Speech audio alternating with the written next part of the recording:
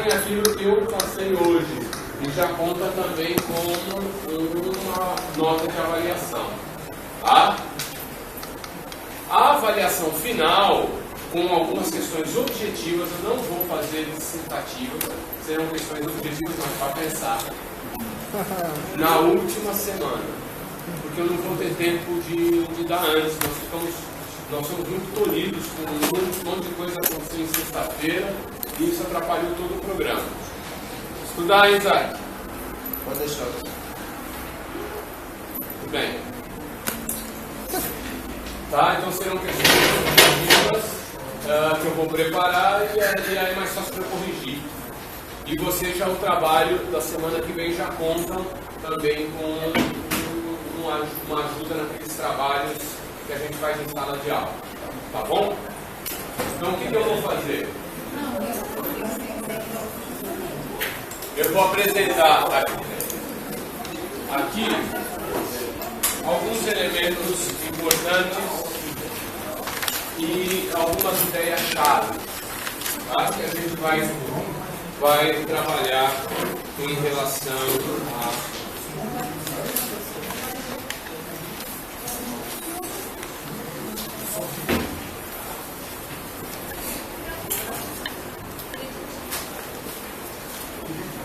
Bom, nós trabalhamos em teoria do conhecimento e fizemos a abordagem de alguns métodos de trabalho, né? No início do semestre nós discutimos a teologia e os outros saberes, mostrando que hoje, contemporaneamente, nós trabalhamos o pensamento da complexidade. Significa que não é possível mais ficarmos só na nossa área de saber, mas a nossa área de saber é efetivamente interpelada por outros saberes. Então não é possível mais só ficarmos na nossa disciplina, no nosso universo, mas ao contrário, hoje cada vez mais, sobretudo com o mundo da informação, os saberes transitam e queiram ou não os diversos sujeitos, interlocutores, que querem ter um conhecimento mais aprofundado da realidade, das coisas, nos interpelam. Sobretudo nós que entramos com um objeto que não é muito fácil de ser compreendido, porque ele trabalha com o dado da fé, né? E essa fé, ela, embora ela possa ser expressa comunitariamente, ela é uma experiência pessoal. E a gente discutiu isso no início do curso, de que não dá para eu provocar no parecido a mesma experiência que eu tive de Deus, né? Embora possamos juntos, em comum unidade, fazer uma expressão de fé, uma profissão de fé, a experiência de fé que nos levou a efetivamente reafirmar o que talvez nossa família nos passou como valores e também nos passou como religião, nós pudemos fazer isso no momento da confirmação. Cada um por vez, consciente ou mais ou menos, e depois de um determinado momento da vida, efetivamente abraçamos isso. Mas não dá para eu, universalmente e necessariamente, provocar essa experiência. Né? A mesma que eu tive, provocar no Edson. Não dá. Porém, no que diz respeito ao conhecimento, conhecimentos consistentes e fundamentados trabalham sempre na linha de uma experiência necessária e universal. Essa é um pouco a regra das ciências. O que é que no nosso saber pode adquirir rigor, ou tem que adquirir rigor? Como é que nós tratamos a nossa experiência de fé como uma experiência razoável? Ela tem uma razoabilidade, ela não é algo irracional, mas ela encontra, até mesmo na fundamentação do diálogo com as outras ciências, a possibilidade de eu abraçar aquilo que foi uma experiência religiosa como uma verdade para mim, tá certo? Então a gente trabalha no nível no âmbito da razoabilidade. O mais possível fazer a nossa experiência de fé uma experiência razoável, de racionalidade, né? Razoabilidade. Tudo bem? Trabalhamos isso e então vimos que a filosofia, dentre outros saberes, é, pela própria tradição da igreja, um saber com o qual a gente trabalha todo o tempo e que nos oferece uma série de instrumentos para fundamentar esta razoabilidade. Então, com Aristóteles, através do método analítico, a gente trabalhou as diversas categorias para dizer o ser e até discutimos como é que Aristóteles tenta responder ao problema do princípio. E do princípio, olhando para a natureza, era alguém muito atento à natureza, a ordem de causa e efeito, e aí ele percebeu que aquilo que é movido por alguma coisa. Mas se eu for infinitamente nisso, então eu nunca chego num ponto inicial. E aí vem por uma elaboração racional, lógica, por exemplo, a doutrina ou a teoria do motor imóvel. Lembra? É aquilo que move sem ser movido. Pegamos um exemplo do pensamento aristotélico para pensar coisas que transcendem a realidade física, mas que podem ser pensadas por meio da razão e com uma razoabilidade. São Tomás de Aquino se apoia muito no pensamento aristotélico, por exemplo, para fundamentar as verdades de fé. Então, ele que utilizava esse instrumental novo, que foi conhecido e difundido mais na Idade Média, porque os árabes guardaram as obras completas de Aristóteles, coisa que no mundo ocidental se perdeu por causa da destruição das bibliotecas, os radicalismos da história da igreja, os fundamentalismos, fizeram com que o pensamento de Aristóteles estivesse escondido, ou pelo menos a ele não tivéssemos acesso antes das cruzadas. Quer dizer, depois das cruzadas, esse acesso aos árabes, a tradução e também o acesso aos originais gregos. Então isso possibilitou que Aristóteles fosse um instrumental a ser utilizado com maior razoabilidade nesse momento, que é o momento da Idade Média, onde nós estamos aí 200 anos antes 300 anos antes do Renascimento. Então a ordem das razões será algo importantíssimo. Só para mostrar como esse instrumental ele entra para dar fundamento às questões de fé. Depois do método analítico, lógico-analítico de Aristóteles, nós acabamos vendo que pela própria tradição cristã, houve na tradição do pensamento ocidental uma discussão. Se antes com Aristóteles a verdade era algo possível e o problema era o aparecimento do erro, como é que o erro aparece no nosso conhecimento? Com o advento do cristianismo e a concepção de que o homem ele é um homem falhado, lembra? Trabalhamos nisso, a noção de pecado, a noção do pecado original, como alguém que é atingido pelo pecado original pode ter acesso à verdade. Então, com o advento do cristianismo, parece que as coisas se inverteram. O problema é como, falhados, atingidos pelo pecado original, nós podemos ter acesso à verdade.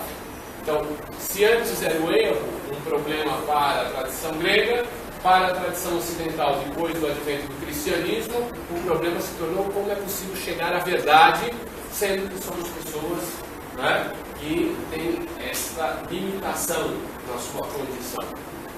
Então, lembram, Santo Agostinho veio suprir isso com a doutrina da graça, Deus que toma a iniciativa e vem complementar aquilo que por nosso próprio esforço não conseguimos atingir.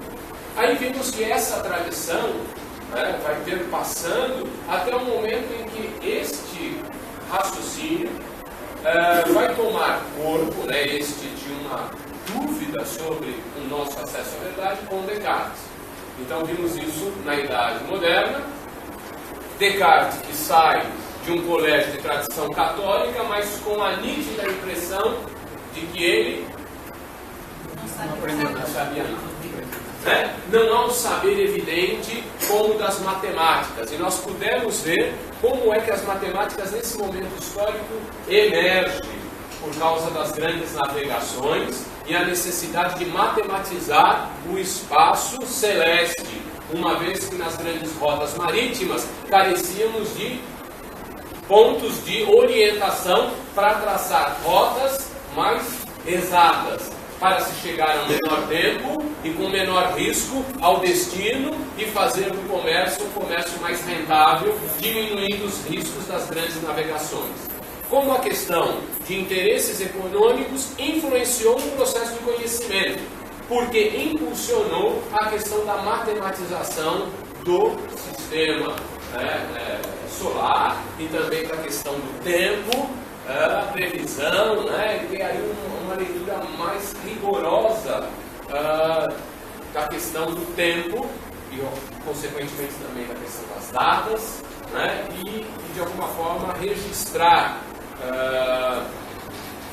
de forma cronológica a experiência que a gente vai tendo do mundo. O tempo é algo importante. Será também, nós vimos isso com Thomas Kuhn, quando analisamos a mudança de paradigma, Galileu Galilei, como a descoberta da lei do pêndulo possibilitou também o relógio.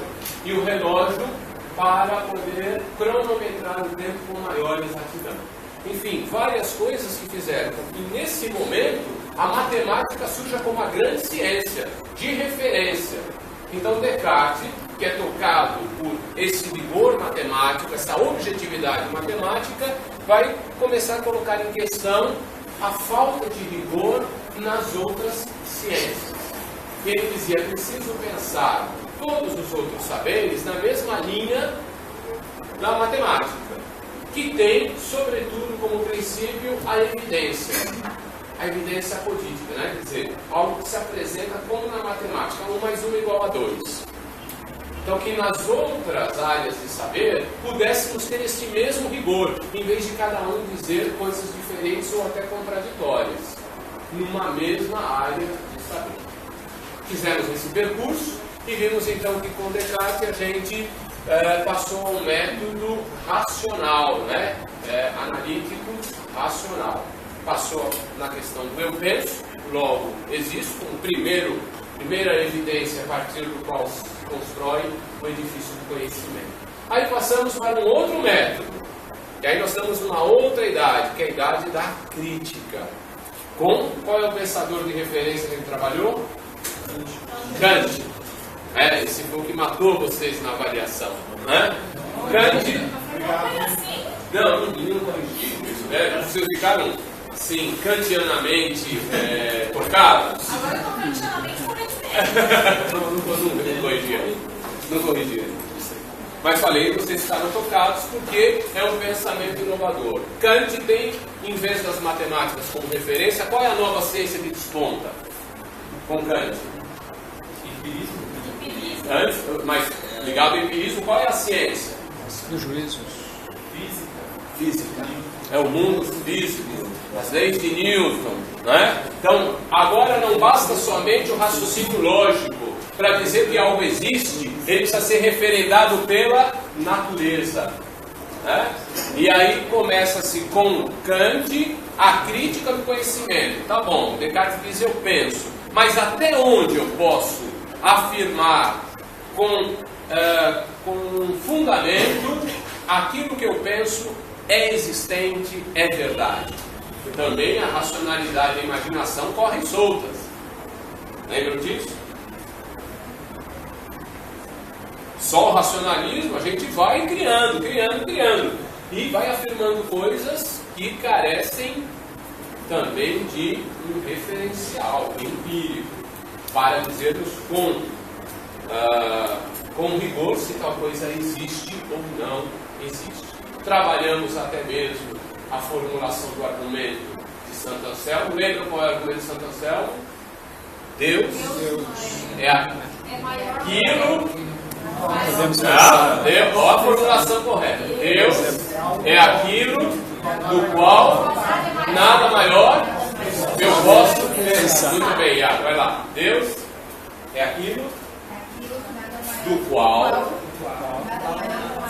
Então vamos acertar essa formulação. Deus é aquilo do qual nada maior eu posso pensar.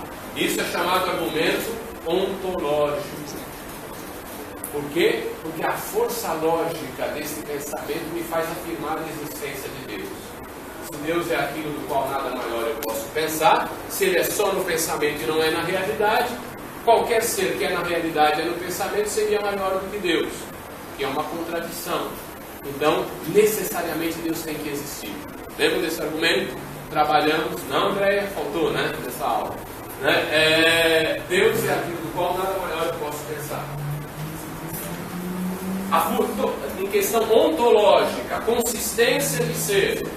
Se algo é no pensamento, mas não é na realidade, qualquer coisa que é na realidade e é no pensamento seria maior do que aquilo que é só no pensamento. O que é um absurdo. Deus necessariamente tem que existir. Até Descartes pega nesse argumento, lembra? Se Ele é perfeitíssimo, não existir é sinal de imperfeição, logo Ele tem que ser existente. Só que com Kant nós vimos que esse argumento não é um argumento científico. Porque os argumentos científicos trabalham com juízos sintéticos a priori. Olha lá, né? Juízos sintéticos a priori. E esse argumento, segundo Kant, ele é um argumento possível. Não, isso é outra questão, mas ele é um argumento. O argumento ontológico, ele é um juízo analítico, sintético ou sintético a priori? Chutando! Vamos chutar! Mais um! Gol! Esse argumento de Santo Anselmo para Kant é o quê? Analítico! Vocês fizeram isso na prova? Ou não fizeram? Mais ou menos. Lembra que a gente trabalhou que a ciência trabalha com juízos sintéticos a priori. Quem me dá um exemplo de um juízo sintético a priori? Sintético a priori, sintético. Quem me dá um exemplo? Que eu acrescento, a porta é cor de abóbora. Gelo gelado não é sintético a priori. Gelo gelado é? Vai lá. O quê? A distância mais curta entre dois pontos é uma reta. Isso é um juízo sintético a priori, porque ele vai além da sensibilidade. Pode ser dois pontos distantes 13 mil quilômetros ou 1 centímetro, é sempre a mesma verdade. A distância menor entre dois pontos é uma linha reta. A ciência trabalha com esse tipo de juízo. Mas o juízo de Santo Anselmo, ele é sintético a priori? Não! Ele é analítico. Ele é como o gelo é gelado. Deus é perfeitíssimo. Então, o fato que eu já estou atribuindo a Deus algo que eu quero provar dele. Eu já estou atribuindo a perfeição. E já estou atribuindo também a sua existência quando eu quero provar a sua existência. Então, ele diz esse tipo de juízo não é um juízo científico. Então, metafísica não dá para ser trabalhada como ciência. Esse é o pensamento crítico. Você já imagina o que é isso na época? Todo o Santo Anselmo, esse argumento que tocou a humanidade, deu segurança a uma forma racional de falar de Deus para convencer o outro que não tem fé, só pela lógica. E de repente vem um pensador e diz, mas isso não é um pensamento científico. Eu não posso afirmar a existência dele por esse argumento, porque ele não é formulado da forma assim, do jeito científico. Não é um juízo sintético a priori, é um juízo analítico. E além de tudo, falta o referencial na natureza. Como é que eu provo isso? Mas aí sim, Fábio. Se eu não posso provar a sua existência, também não posso provar sua inexistência. Aí, Deus então é uma construção possível. E aí, quando é que ele recoloca o problema de Deus? Kant, na moral. Quem vai julgar em última instância a intencionalidade moral? No juízo final. Tem que ter uma instância, senão o conceito de justiça se integra, se perde. E ele percebe que esse conceito de justiça está em todas as culturas, está em todas as civilizações. É algo intrínseco ao ser humano. De repente, aquilo que ele queria no âmbito da empiricidade, necessidade e universalidade para falar de Deus, ele consegue necessidade e universalidade no campo moral. Todas as civilizações acham justo que a vítima vá para o mesmo lugar que o algoz. Imediatamente. Não te parece injusto? Que aquele que mata 6 milhões de pessoas vá para o mesmo lugar que aqueles que foram torturados nos campos de concentração e morram. Vocês acham que é normal isso? Vá para o mesmo lugar. Não? Ou não? Acho que é assim mesmo. Morreu, acabou? Todo mundo. Então, Hitler, que não foi preso, que não foi torturado, sumiu. Alguns acham que até desapareceu, porque não acharam os corpos dele, da amante dele, para dizer que efetivamente ele morreu. Como é que fica? A gente parece que esse mundo é injusto. Então, a noção de uma instância onde, no último momento, a pessoa tem que responder por seus atos, ainda que aqui nesse mundo ela não tenha respondido, se apresenta quase que como uma solução para o problema da falta de sentido na existência. O problema de Deus é que se coloca posteriormente à moral. A moral não precisa de Deus para formular juízos morais, lembra?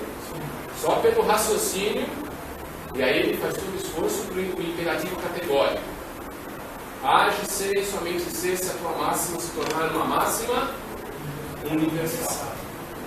Se eu não pudesse tornar uma máxima universal, eu não faço. Qualquer pessoa mais simples, utilizando dessa máxima, pode agir moralmente. Mas o problema é a intenção moral. Quem julga a intenção moral? Então vimos que com Kant se colocou o problema da... Aqui, ó. Kant, o problema da prova da existência de... Não é o que ele queria. Ele recoloca o problema de Deus e diz que a crença em Deus ela é razoável e até no campo moral necessário. Ajo como se Deus existisse. Mas ficou com interrogação. Depois da reflexão crítica de Kant, ele era protestante luterano, hein? Foi visto com maus olhos pela comunidade religiosa luterana. Mas isso tudo é fruto do racionalismo. Vejam como é engraçado. Nós precisamos da razão, ao longo da história, para fundamentar a nossa fé. E a utilização da razão no discurso teológico levou a um impasse. Levou a um ponto de interrogação no que diz respeito a Deus e às verdades que ele levou. Isso levou a uma crise da metafísica. Começou aí, né?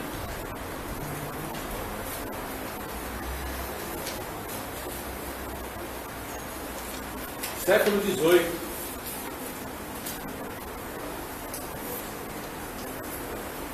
Então você tem aí no século XVIII a crise da metafísica, porque é o próprio Kant que vai dizer: a metafísica não pode ser dita como ciência. A maneira como ela trabalha, ao menos nas ciências naturais, Alana, acorda, não adianta tomar café da manhã agora. Você vai dormir, acordar. Crise da metafísica. Então no século XIX a gente tem isso despontando muito forte. Você tem no século XIX aparecendo então Nietzsche, ao mesmo tempo positivismo com Augusto Comte,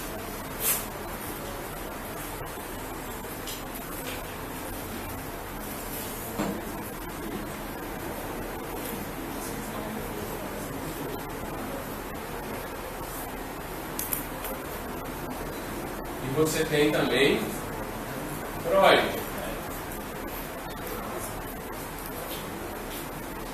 este que coloca toda a credibilidade somente nas ciências empíricas.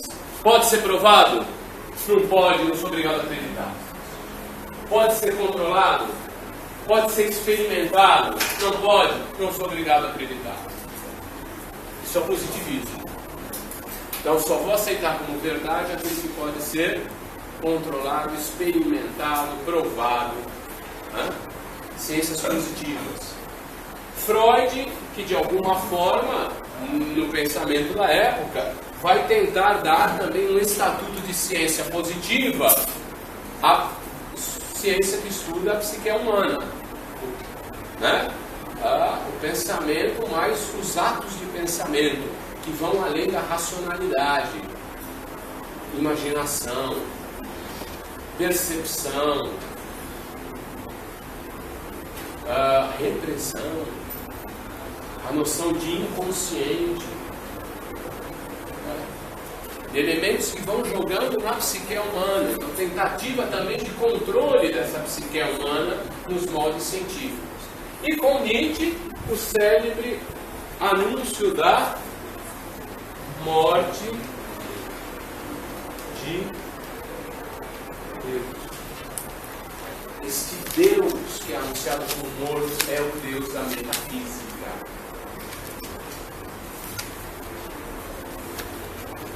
Aliás, não sou eu quem fala, são teólogos da contemporaneidade, Comblan, Consubrino e algumas outras correntes dizem que o Deus da metafísica, quer dizer, a teologia precisaria se libertar um pouco, precisaria se libertar muito da metafísica, para voltar às origens do Evangelho. Porque a metafísica também, de alguma forma, influenciou as nossas noções de Deus, que muitas vezes ferem a mensagem evangélica. A gente tendeu pelo racionalismo a uma formulação de Deus no campo mais jurídico, normativo, quando que pela revelação Jesus é acima de tudo misericordioso, é misericórdia. Com todas as elaborações metafísicas,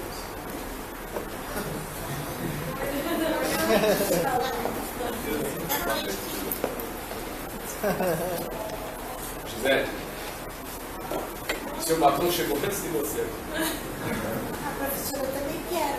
Você também quer assim o batom? Assim? É? Mim também quer? Também chegar antes do batom? Ok.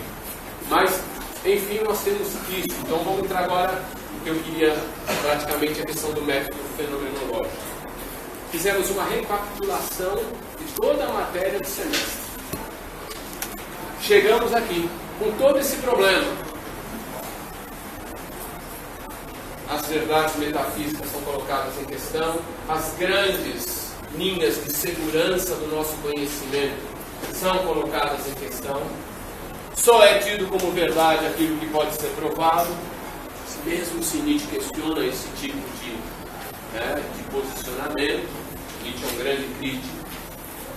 Mas também colocado em questão os grandes referenciais religiosos. A religião se apresenta não só com Nietzsche, mas também com Marx. Vou colocar Marx aqui. Como alienação. Alienum, em latim, é o outro. Alienação é atribuir ao outro aquilo que é prerrogativa minha. Então, em vez de eu tomar nas mãos as condições que eu tenho para a minha libertação, para a libertação efetiva das condições opressivas do trabalho, das questões opressivas em relação às relações de poder, Nietzsche, de eu tomar consciência dos dispositivos de controle sobre a consciência e também de controle sobre a minha força de trabalho, e aí buscar os caminhos para a libertação, eu transfiro para um ser transcendente a possibilidade de me libertar daquilo que me oprime. Isso é alienação. Então nós podemos dizer que hoje está voltando essa alienação religiosa, a mágica. Em vez da gente entender Deus nos ensinando por meio do Cristo os mecanismos de sairmos das situações de opressão e dominação, a religião é como que mágica. Vai mudar com passe de mágica a minha situação. Eu vim aqui hoje porque antes eu era desempregado, agora eu sou um microempresário, tenho carros importados, Deus está me abençoando, Deus efetivamente está na minha vida. Coitado daquele que entrou pobre e saiu mais pobre ainda, culpado, porque diz, eu não consegui mudar nada da minha vida e agora ainda estou nessa culpa do caramba, né? Porque ainda de tudo dizem que eu não sou abençoado, eu não tenho fé o bastante, minha fé é fraca, a fé deles é forte, por isso eles são abençoados. Também não dei tudo, se eu tivesse dado tudo, não dei, segurei um pouco para dar de comida para o meu filho. Se eu tivesse acreditado e dado tudo, o pastor, o padre, teria efetivamente mudado minha vida. Mas não fiz. Culpa. Sentimento de culpa. Religião como alienação, não como instrumento de emancipação e de libertação. Acabei de fazer um artigo onde eu digo que a teologia da prosperidade reflete o mercado. O mercado, grande portador da verdade. É ele quem diz quem é abençoado e quem não é. É ele quem diz quem é bom e quem não é. É ele que diz quem tem fé e quem não é. E a teologia reflete o que o mercado diz. Porque só é bom quem tem carro importado, quem é microempresário. Né?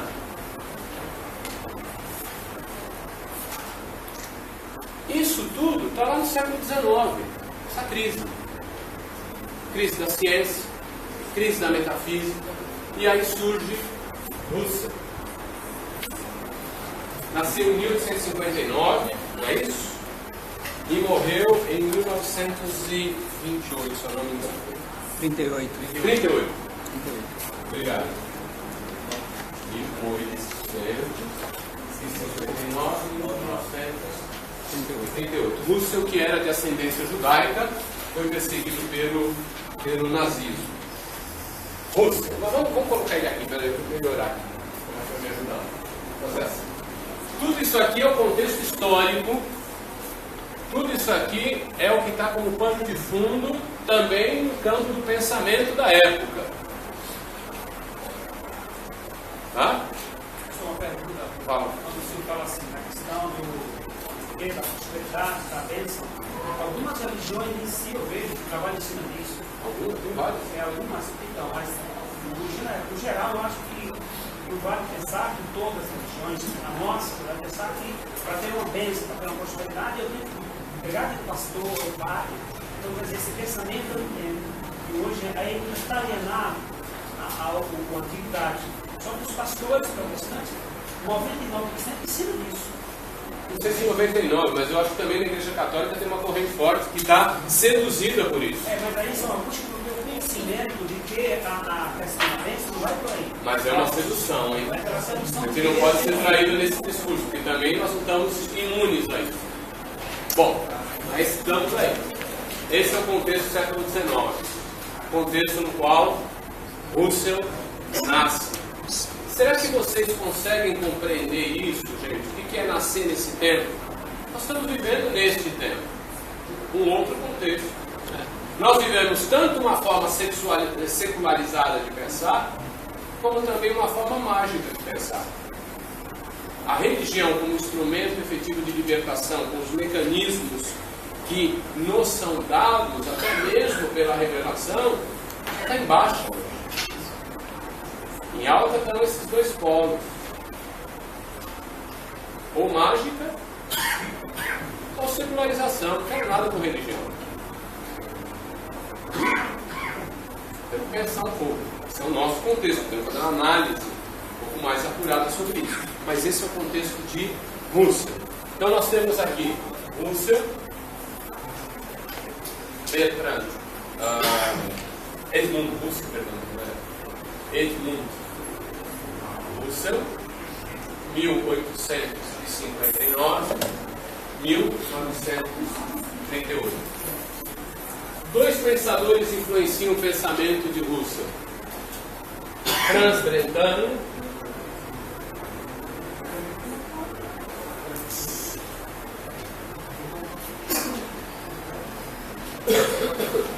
e também Bolzano.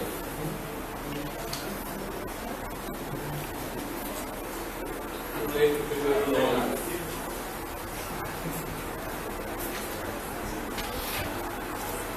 Brentano foi um filósofo especialista na tradição aristotélica e no estudo direto dos textos gregos. Foi ele quem atraiu Russell para o campo da filosofia. Russell tinha que formação? Ele era matemático. Quem era matemático também? Na história lá que nós falamos agora hoje. Quem era matemático? Descartes. Russell vai trabalhar muito as meditações cartesianas. Vai ter pontos de aproximação com o pensamento de Descartes e pontos de afastamento com o pensamento de Descartes. Tá? E, sendo matemático, Russell também é influenciado pela evidência apodítica.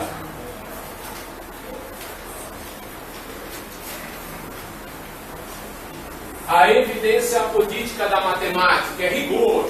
Então, se a gente tem uma crítica da ciência, se a gente de novo está vivendo uma crise, né, em relação aos conhecimentos que nos foram passados, mesmo depois de Descartes, a filosofia teve o seu desenvolvimento, ela alargou o seu campo de trabalho, mas mesmo assim a gente está vivendo um momento particular. Crise das ciências e ao mesmo tempo uma adesão muito grande ao psicologismo. Então, Brentano é que influencia na questão da matemática e filosofia. É ele que atrai Russell para o campo da filosofia, mas Bolzano que trabalha dentro dos conhecimentos objetivos e psíquicos. Então, entender também que no processo de conhecimento existem elementos muito mais complexos do que a noção de um substrato de sujeito que pensa, código cartesiano. Não é só penso. O pensar é muito complexo. Geralmente a gente fala, só pegando um exemplo, eu, sujeito, pensa e a coisa, não é isso? Quando eu tenho a verdade, quando eu falo algo, conceito ou juízo, e ele se adequa ao objeto, à coisa. Aí eu falo verdade, não é?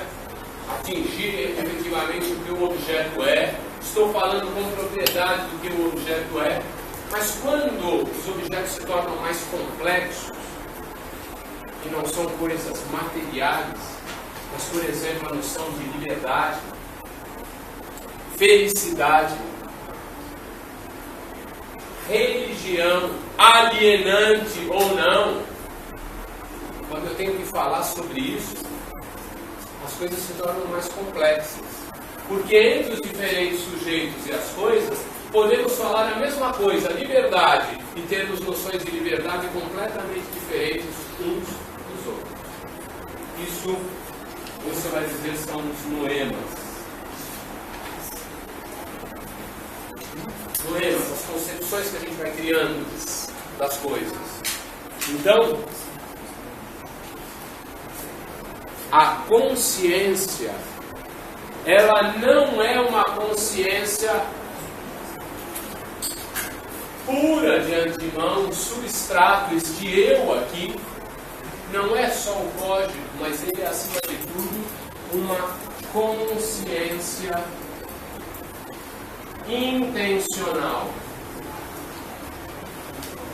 Isso aqui tem a ver com as novas noções do psiquismo, da psicologia, o sujeito pensante, ele não é somente razão. Tem muita coisa. Ele tem as marcas históricas, ele tem os traumas que ele traz, ele tem as concepções que ele vai fazendo na vida sobre diversas coisas. Resultado, ele vai fazendo também as suas sínteses. E no momento em que ele percebe algo, a sua consciência percebe algo, mas também percebe com toda esta carga que ele tem na consciência, que é marcada também pelo seu passado. Então a consciência é fato, a consciência é também fuga, e a consciência, tem outro é fato, fuga, é a busca de realização, a felicidade, né? Então, a consciência também tem isso, é o passado, é o presente. Eu quero sair de algumas situações e eu quero mudança, né?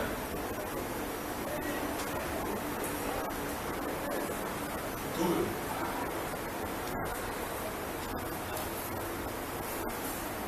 Então, o que a gente está vendo aqui com o Russell? Ele quer verdades rigorosas, apolíticas. Como Descartes, o que pode lhe dar esta evidência é o sujeito, é a consciência. Lembra, Descartes era o cogito.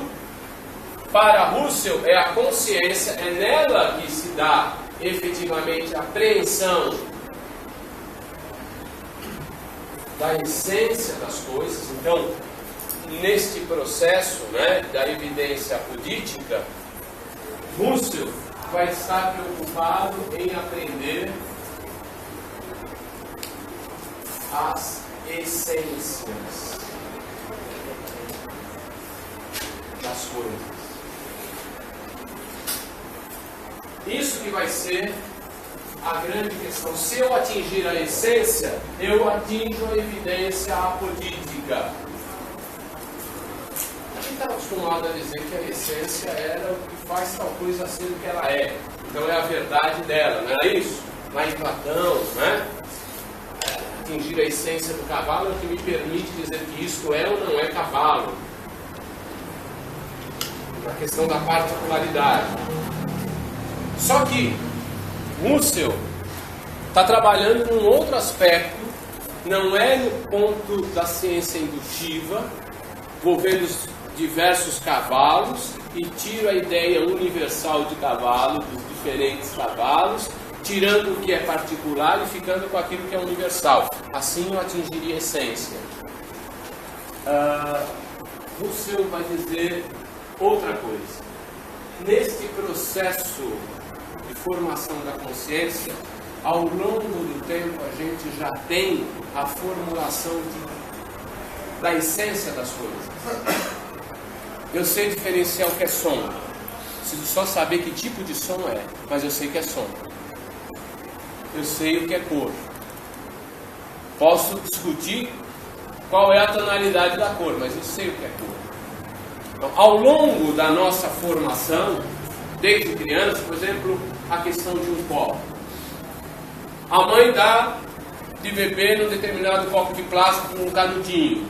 Depois dá num outro copo, né, maior. Depois dá num copo de vidro. Quando você vai se tornando adolescente, você já começa a tomar um copo de cerveja.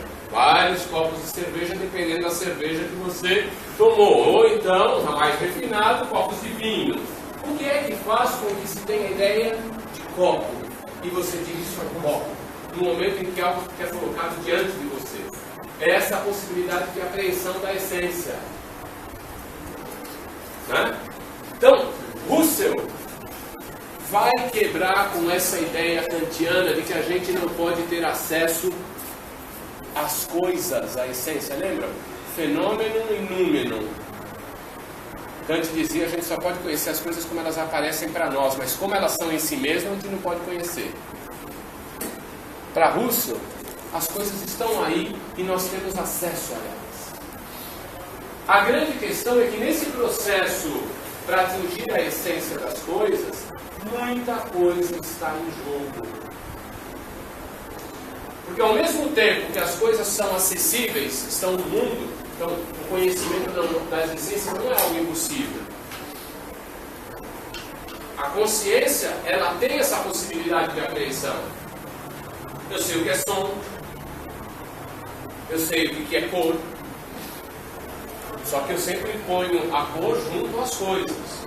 Mas cor eu sei, então de alguma forma as coisas também são me dadas num acesso, elas estão à disposição.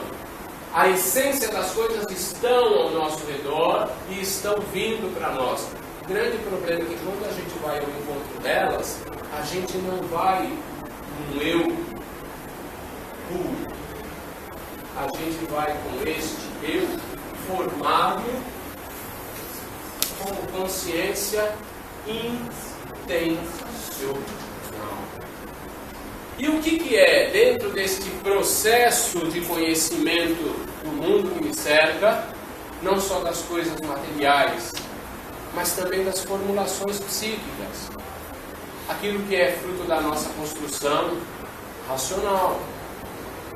Nossas ideias de Deus, nossas ideias da questão da religião, nossas ideias que a gente pode ter sobre a liberdade. Isso também são fenômenos. Não são só as coisas no mundo, mas são também as construções que a gente vai fazendo ao longo da vida.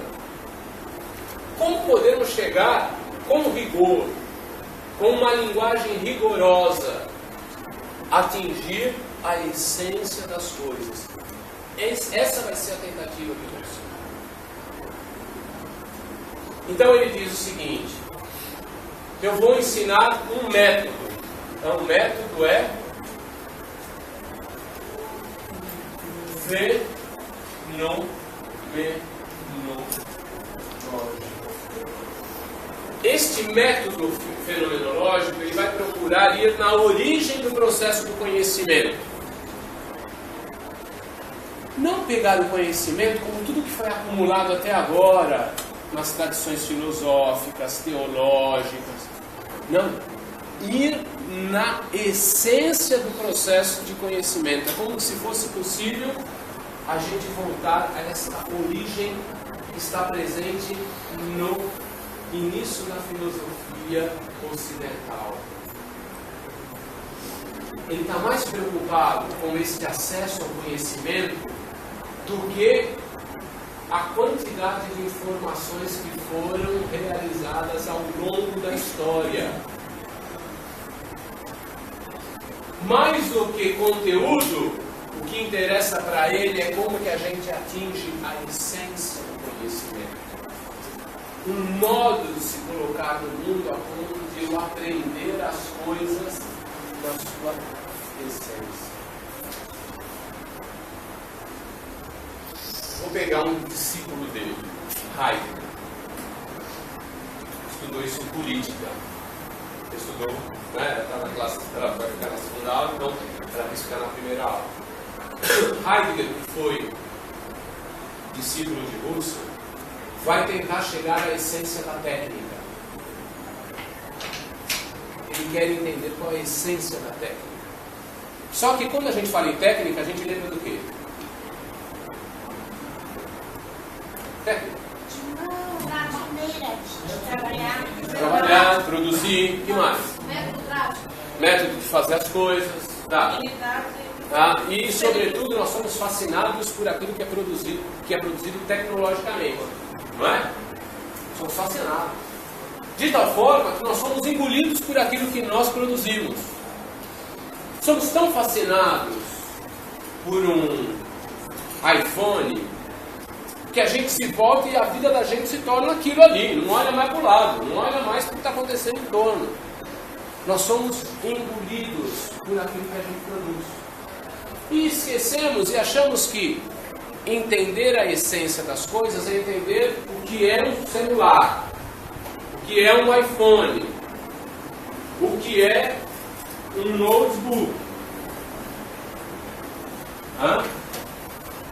O que é um violão? São coisas que nós produzimos. Foi isso? Foi produzido, não existia no mundo natural. Isso tornou o nosso mundo humano. O mundo humano é tocar um violão, é transformar os sons numa cadência, é colocar isso num ritmo, é criar uma pauta musical de tal forma que aquilo que eu concebi o outro seja capaz de ler. São criações de linguagem. Esse é o mundo especificamente humano que nós fomos criando. Mas ao criar isso, de alguma forma isso também nos afasta do próprio processo criador. E ele diz: a essência da técnica a gente acabou esquecendo. A essência da técnica está ligada ao próprio fato de ser descobridor, de tirar o que está oculto e trazer à vista. Isso é verdade. A palavra verdade em grego é alegria, sem velamento. Verdade. Descobrimento. Então, técnica está muito ligada ao processo de busca da verdade. É de trazer o que está oculto. Mas o modo de viver a técnica, que é o fazer, é o produzir, acabou encobrindo aquilo que é o mais próprio nosso. Esse belo ato de descobrir. Esse belo ato de desvendar as coisas do mundo. Isso é que está próximo do conhecimento. Isso é que é próprio da nossa essência. Ser humano, ser descobridor, vai dizer Hart. Mas a questão aqui é que Russell, que é o professor de Heidegger, está dizendo: eu quero me preocupar em atingir a essência das coisas. Então é um método, é uma maneira nova de ir ao encontro das coisas. Ir às coisas mesmas, é a palavra de ordem da fenomenologia. Vou apagar aqui agora. O método fenomenológico diz o seguinte: ir às coisas mesmas. Mas este ir às coisas mesmas significa recuperar este momento original de ser afetado pelo mundo. E aí suspender juízos para viver a experiência desta apreensão da essência. Ele vai dizer: nesse processo de ir ao encontro da essência, existe um elemento importante que os gregos chamavam de suspensão.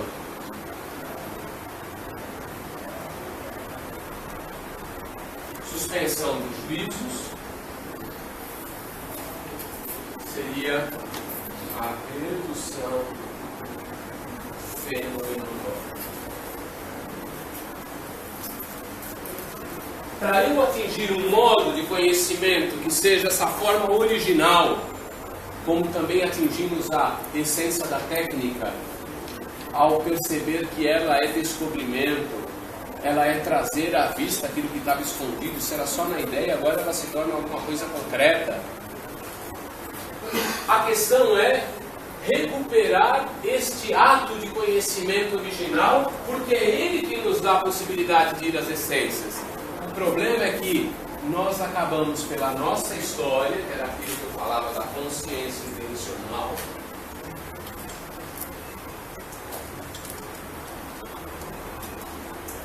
agregando muita coisa: juízos, experiências pessoais, a história, muitas coisas que podem ser verdades e muitas coisas que podem ser imaginação.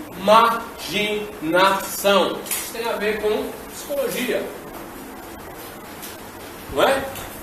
Quem já fez análise sabe muito bem do que se trata. Quem já fez terapia, às vezes a gente passa por algumas coisas na vida que a gente projeta e imagina e acha que aquilo está se repetindo a vida inteira e atrapalha o nosso desenvolvimento pessoal. Coisas da nossa imaginação. A gente faz ter uma leitura de mundo que nem sempre responde ao que efetivamente é agora. Mas a gente é carregado por isso. E isso influencia na nossa leitura de mundo. Então, quando o mundo se apresenta, em vez de eu ir nesta atitude de ir ao encontro das coisas que se apresentam e aprender a essência, eu já carrego a leitura que eu faço das coisas com todos os meus juízos, com todas as minhas leituras de mundo. Então, em vez de descobrir, eu encubro. Em vez de eu estar próximo da verdade, eu acabo indo para a mentira. O símbolo dos bispos tem a ver com isso. O último. Será que as novas práticas e estruturas familiares é só permissividade? É efetivamente uma falta de sensibilidade para com o divino? O casal em segunda união é efetivamente um fraco?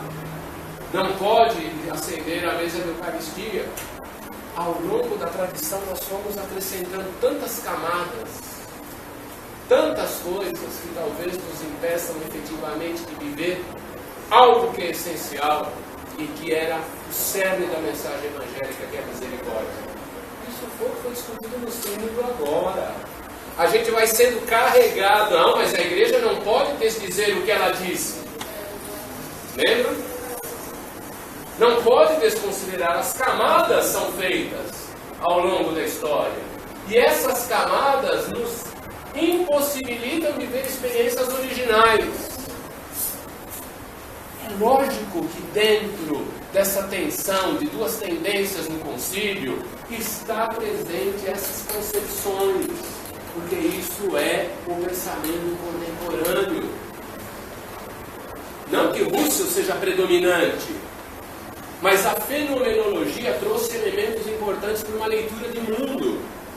E você tem alguns pensadores que são fundamentais, que são, de alguma forma, herdeiros, contrastando ou não com a fenomenologia. Paul Ricoeur, Emmanuel Levinas, Heidegger, Edith Stein, que foi aluna de Russell, foi monitora de Russell, e é santa da igreja.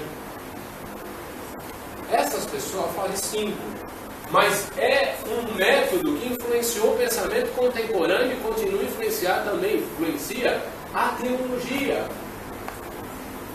Porque uma coisa é eu fazer uma teologia clássica, outra coisa é eu deixar o pensamento teológico ser permeado por esta leitura de mundo e dizer, veja, aqui está se procurando chegar à essência,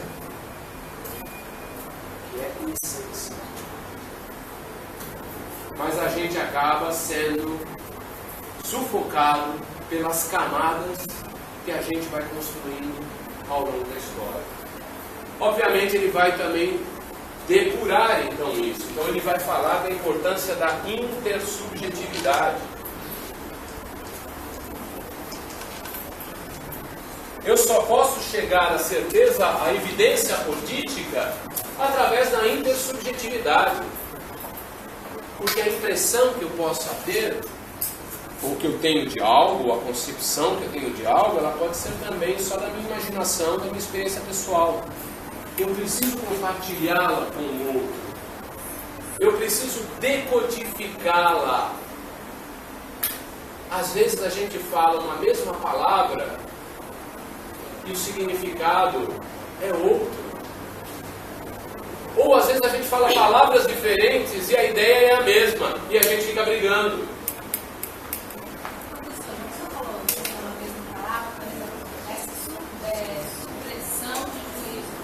Suspensão. Suspensão, suspendo. Esse suspender o juízo não quer dizer a mesma coisa que Descartes colocava tudo em dúvida. Não é colocar tudo em dúvida, é suspensão assim. É óbvio que eu trago coisas que para mim são importantes. Princípios que eu fui adquirindo que dão fundamento na minha existência e meu modo de ser. Mas eu não os absolutizo. Diante de um outro pensamento, eu me dou a possibilidade de suspender isto para olhar isso com maior objetividade. Porque eu sei que a dimensão da subjetividade é muito forte no processo de conhecimento.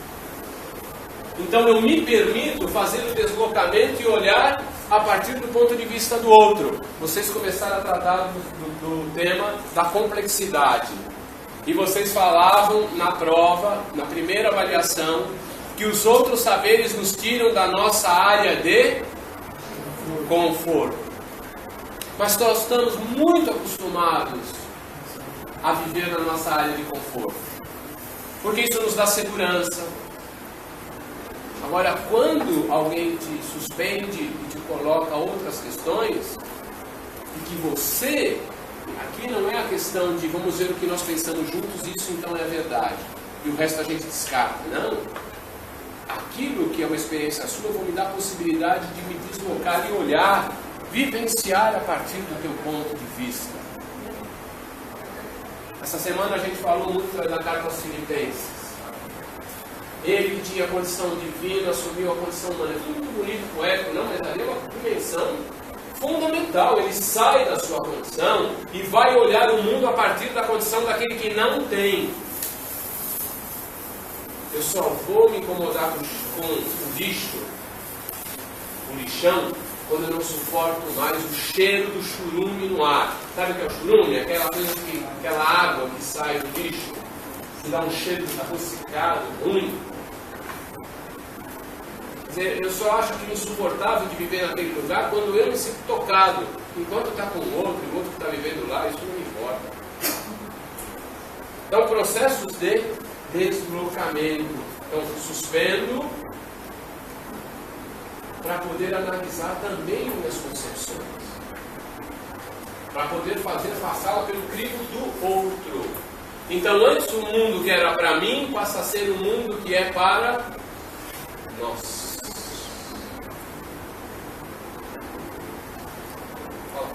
Professor, nesse conceito do consciência intencional, a gente voltando no Descartes, naquele cogito dele, não fica meio muito idealizado? Aquele fica. Sim, aquele é um sujeito ideal. Isso, essa é a diferença. O código da prática. História. É isso mesmo. Esse conceito do código, esse eu do Descartes, como uma substância pura, como eu falei, né? Deshistorizada. Com a fenomenologia, essa carga da historicidade, ela entra. É o sujeito histórico. Aliás, Nietzsche foi um elemento importante nisso, de mostrar a historicidade do sujeito. O sujeito não é ahistórico. Ele tem sua carga de historicidade, o que pode afastá-lo ou aproximá-lo da verdade, porque ele pode também criar preconceitos ao longo do seu processo de conhecimento. Então a questão da epoqué é efetivamente a possibilidade de suspender isso. Eu prometi que eu ia fazer isso em 50 em uma hora, pelo menos, acho que consegui pelo menos colocar vocês dentro desse método, com alguns pontos importantes. Então agora eu preciso de alguns grupos para a gente trabalhar, e aí na semana que vem nós vamos construir o conhecimento. Agora eu expus, e vocês vão complementar com aquilo que vocês vão pesquisar e nós vamos discutir. Então vamos ver algumas noções que são importantes. Eu preciso de um grupo que trabalhe a influência de Brentano e de Bolzano. Sobretudo no que diz respeito à crítica, ao psicologismo e à importância da matemática no pensamento de Russell. Hein? Grupo 2. Calma. Vamos ver primeiro os temas. Depois divide. Dependendo do grupo, divide por pessoas. Melhor do que eu fazer o contrário. Só trabalhar os temas em função do grupo que vocês querem formar. Tá? Entendeu? Ok. Então vamos lá. Outra questão é conhecimento das essências.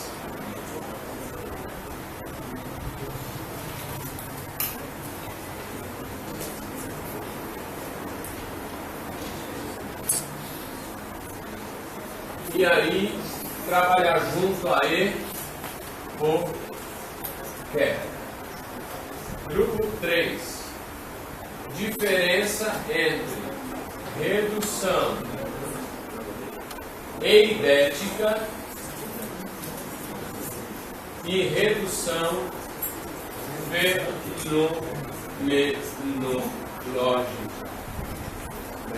Grupo 4. Consciência intencional.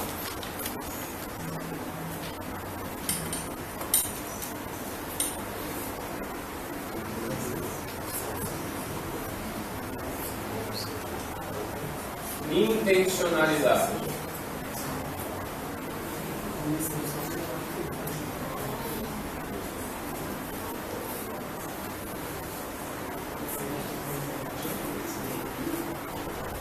Bom, temos aqui mais um, né? Grupo 5. Eu transcendental.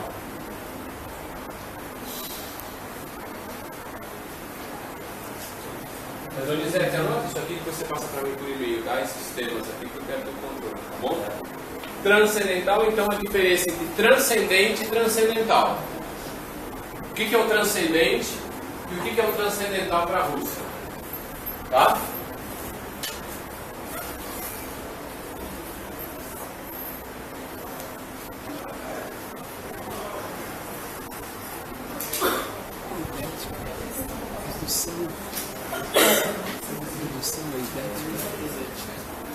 Redução eidética.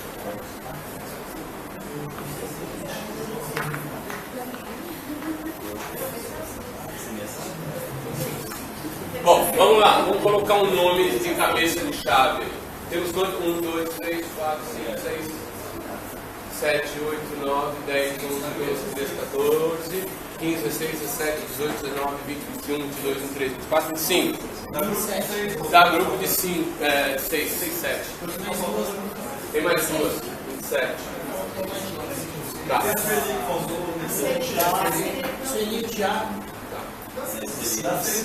Tá, dos 30 dividido por 5 dá 6 por grupo. Tá bom? Grupo 1. Nelson. Aí veja quem compõe com você. 2. 2.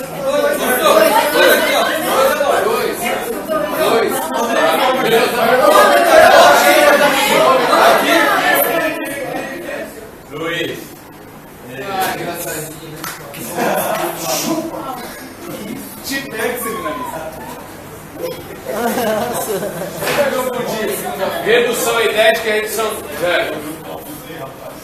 Tá, vai, gente. Consciência intencional. Claro. Tá, vai, gente.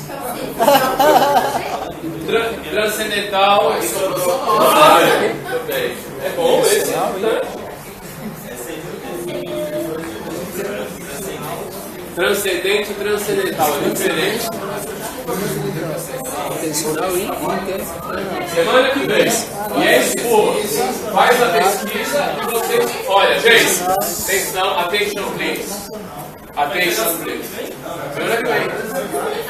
A exposição, vocês pesquisam, vai pesquisar mesmo, tá? Pesquisar, discutir para ter uma ideia clara, não é ler. Não é ler. É pesquisar, discutir e ter uma compreensão daquilo que vocês estudaram e passar oralmente para a classe. Não vai mal, é só um tema. Tem grupo, se ajudem. Agora, final de semestre é assim, é um tema. São 6 pessoas para trabalhar aí. Aí tem uma hora que se reúne. Eu transcendental? Transcendental?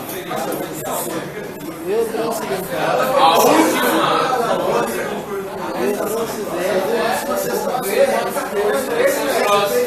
Gente, é um só. Um conceito, uma noção. Tá, entre vocês conversam tanto por Facebook, né? Aproveita com uma coisa assim mais consistente, não para perguntar o que cada um comeu, de onde foi, né? Agora, perguntem assim lá no seu Facebook, gente, como é que ficou transcendente, segundo o Russell? Aí, quem sabe aqueles que estão na sua rede também se enriquecem nesse processo. Se interessem, venham fazer teologia, né? Assistir a aula do Padre Délcio. Ok? Então nós temos 6 grupos, cada um vai ter 10 minutos para apresentar, 10 a 15 minutos no máximo. 10 minutos, para depois fazer uma síntese e discutir, tá bom? Consciência intencional, esse aqui é o Fábio, intencionalidade.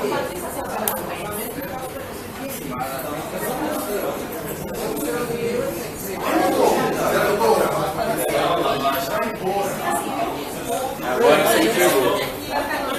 Aqui, né? Aqui?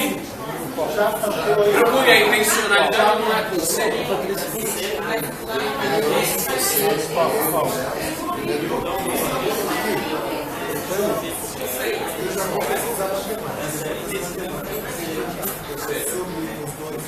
Obrigado. E o quê? Gente, a fenomenologia é um método, olha, é um método que influenciou também a psicologia muito forte. A gente viu lá com o ciclo, né, o seminário de Zurich, onde Heidegger tinha a reflexão com o pessoal da psicologia.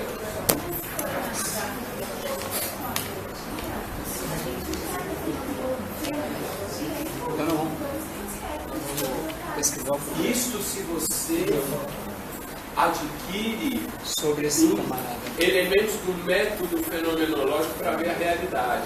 Mas tem outros que não. Adquirem somente o método agustiniano, domínio. Por isso que a gente está vendo aqui. Aqui ele está trazendo algumas críticas a certos modos de viver.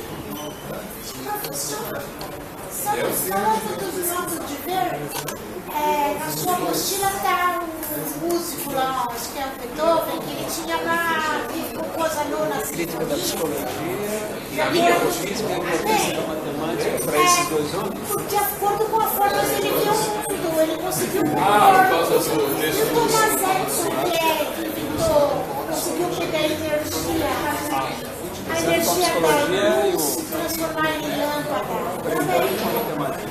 Isso aí é uma forma fenomenológica de ver o mundo e o sucesso do seu invento, embora ele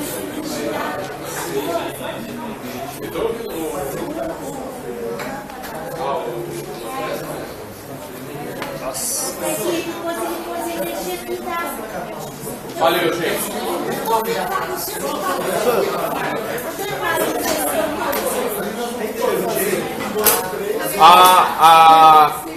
Ressaltar a crítica que ele faz, quais as razões que ele critica o psicologismo e por que ele pega a matemática como... É isso. A partir, os dois passam esses dois elementos. Qual a influência de um deles na questão da crítica do psicologismo e a questão da matemática? Não. Qual deles influenciou a questão da matemática para ter um peso no pensamento de Russell e chamou para a filosofia? Porque o que cada um deles influenciou Russell nesses dois aspectos? Pronto. A matemática. Obrigado. Cada um deles influenciou Russell. Cada um deles influenciou na questão da psicologia, e na importância da matemática.